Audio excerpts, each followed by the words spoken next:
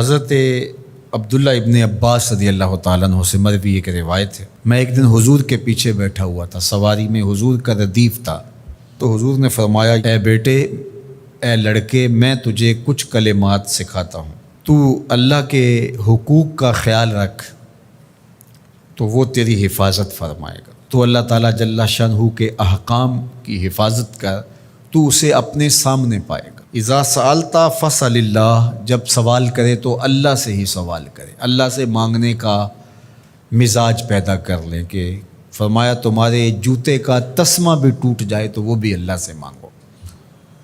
ضرور بازار میں جاؤ دکاندار سے، لیکن حقیقی طلب اللہ سے ہونی چاہیے۔ بات بات پہ اللہ سے سوال کرو، بڑی سے بڑی چیز بھی اس سے مانگو، چھوٹی سے چھوٹی چیز بھی اسی سے طلب کرو۔ ہماری ساری ضرورتوں کا کفیل ہمارا رب، ہمارا مالک ہے۔ تو دوسری نصیحت یہ کی کہ جب تو استعانت طلب کرے، مدد طلب کرے، تو اللہ سے ہی استعانت طلب کرے۔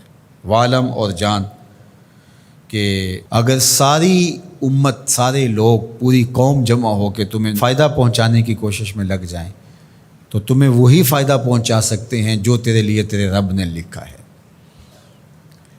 اور فرمایا وَإِنِ اجْتَمَعُوا عَلَىٰ أَن يَضُرُّوكَ بِشَيْءٍ، اور اگر تمہیں نقصان پہنچانے کے درپے ہو جائیں، لَمْ يَضُرُّوكَ إِلَّا بِشَيْءٍ قَدْ كَتَبَهُ اللَّهُ عَلَيْكَ، تو تجھے صرف وہی نقصان پہنچا سکتے ہیں جو اللہ نے تیرے لیے لکھا ہے۔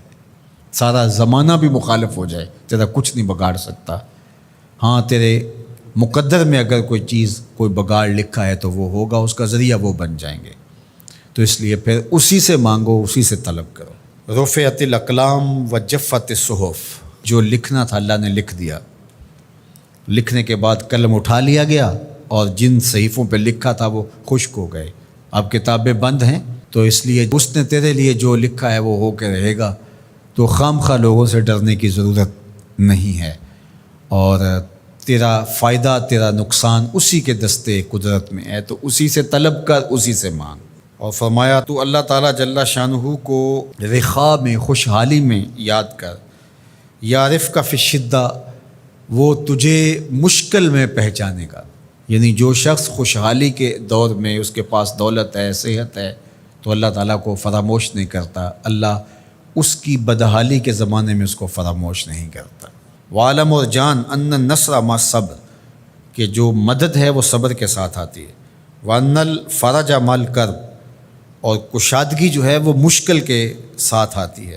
وان مع العسر یسرا، اور سہولت جو ہے وہ مشقت برداشت کرنے کے بعد آتی ہے، تنگی کے بعد فراخی آتی ہے۔ پہلو مشکل پھر تمنا، پہلو کنڈا پھر پھول، شاید مگروں پہلو مکھیاں ڈس دیاں ڈنگ والیاں۔ تو یہ سب ہوتا ہے، مشکلات، تکلیفیں، آلام، مصائب، ان سب سے گزر کر کے آسانیاں آتی ہیں۔ خود حضور کی زندگی دیکھ لیجئے، مدنی زندگی مکی زندگی کے گزرنے کے بعد، طائف کے مراحل کو طے کرنے کے بعد آتی۔